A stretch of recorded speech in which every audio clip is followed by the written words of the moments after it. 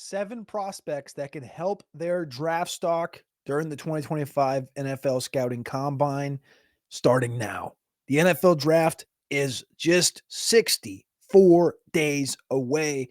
I'm Cody Carpentier from the Draft Rankings Show. I appreciate y'all for tapping in. I love y'all. Click that like button. Click subscribe if you're here on YouTube. 97% of you aren't subscribed. What the hell's going on? Get there. Thank you. It's only going to help us grow and continue to dominate the draft space as the days go by.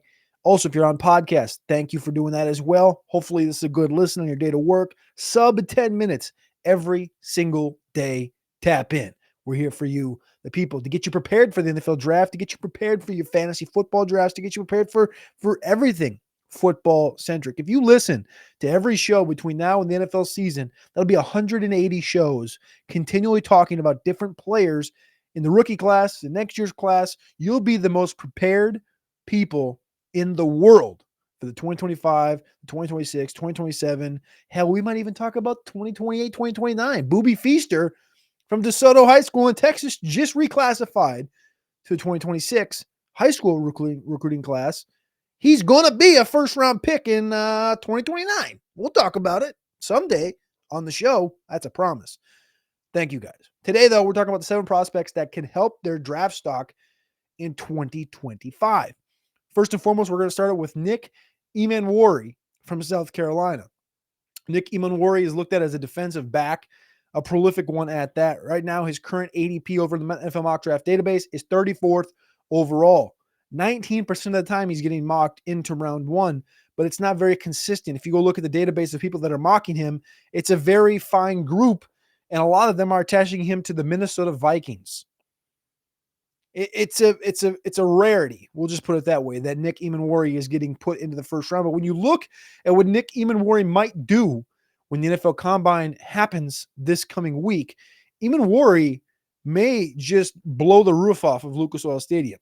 A year ago, during his junior season in South Carolina, he was measured at 6'3", 227 pounds. He had a verified 11-foot 4-inch broad jump, a 42-inch vertical.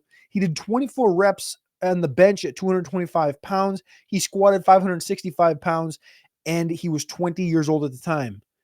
He's at 227 pounds. He ran close to 23 miles per hour. We're looking at a potential Byron Jones situation. Remember the year he got drafted by the Dallas Cowboys? This is one of the highest graded defensive backs according to PFF during this last season. Nick Emmanwori is looking to put his name firmly into round 1, not just occasionally into round 1. Number 6 on the list is Quinn Ewers, the quarterback from the University of Texas. They're really, if we're talking about quarterbacks that have lost the most stock in the cycle, out of the cycle, I guess you could say Carson Beck, because he literally went back to school. But Quinn Ewers is currently mocked 67th overall on NFL Mock Draft database. Quinn Ewers, unlikely, the most unlikely to be put into round 1. There's still a little bits of conversation where they believe potentially they will be first round. That's his team, will be first round picks. He hasn't been mocked into round 1. And he's only been mocked into round 1 once in the last month. So complete rarity for Quinn Ewers. The problem, the stock rising situation here is that teams are going to love talking to Quinn Ewers. They're going to love hearing from Quinn Ewers. They're going to love seeing him in spandex throwing the football against no defender, against air. That's where he built his reputation on. He was a great high school quarterback. He was a great early quarterback at Texas when he was healthy. He's always been a good quarterback when he's healthy. He can't stay healthy. So the thought is he'll be recovered from the oblique and the ankle injury here at the NFL Combine. He'll be thrown against air with good receivers, of course, just similar to he had, the last couple of years with Bond and Golden and Bolden and Mitchell and Helm and Jatavian Sanders and Worthy and all these guys. He's going to have equal talent here, but he should be healthy. That's the thought. So Quinn Ewers has room to grow and potentially get back into that conversation with the Jackson Darts of the world at the quarterback position, where Dart and Milrow are like, well, why aren't they first-round picks? And everyone else is like, well, because they're not. And that's kind of where we're at with that. Number 5 on the list has to go to Savion Williams. Savion Williams, the receiver from TCU. This guy's a monster, right? He's a verified 6'5". He's not 6'5". Verified at 6'3" and 3/8. at 228 pounds. He's almost got 10-inch hands. And Savion Williams is a guy that has hit 10 and a half feet in the broad jump, that has squatted 600 pounds. He's been clocked at nearly 23 miles an hour. He played quarterback in high school.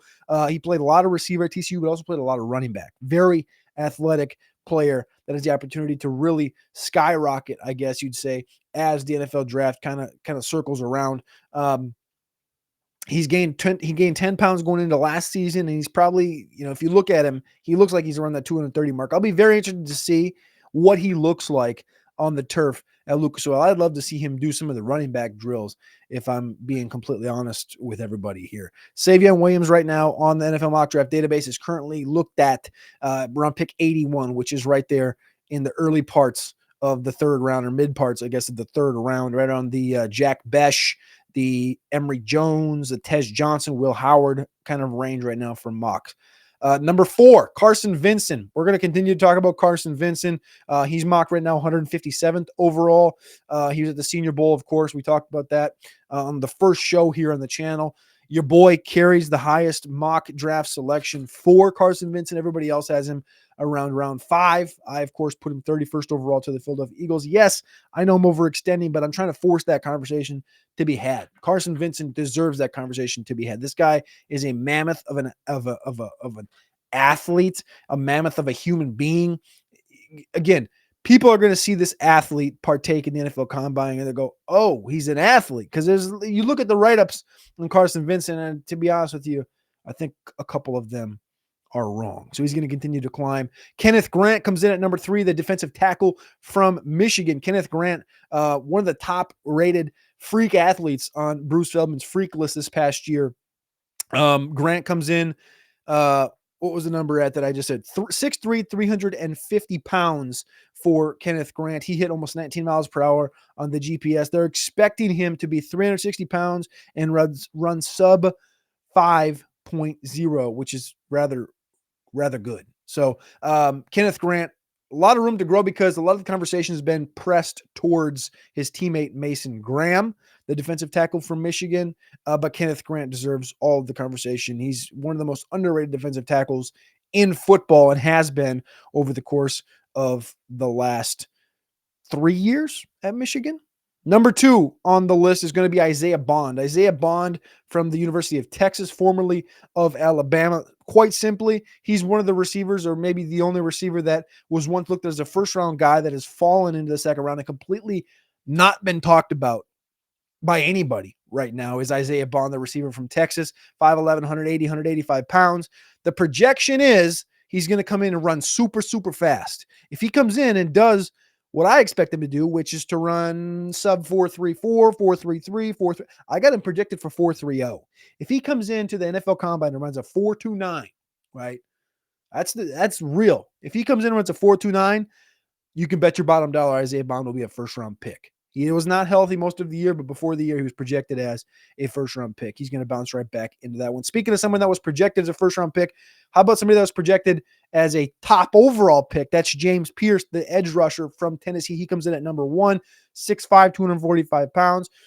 There's rumors that he may run 4.40 at the NFL Combine at 6'5", 245 pounds. The edge rusher from Tennessee was clocked at 23 miles per hour last year, 2 years ago. Led the SEC in sacks during the 2023 season, 14 and a half TFLs during the 2023 season.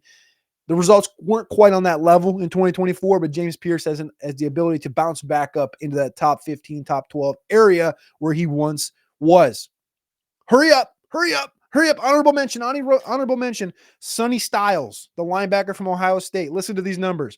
6'4.5", 240, 11-foot broad jump, 40-inch vertical, 600-pound squat. I mean, does that not sound like a first-round pick at linebacker? I think so. James Laurinaitis was his coach. James Laurinaitis called him a freak. James Laurinaitis is the definition of a freak. I'm Cody Carpentier. This is the Draft Ranking Show, and those are your 7 players to watch stock rise for the 2025 NFL Draft during the NFL Combine next week.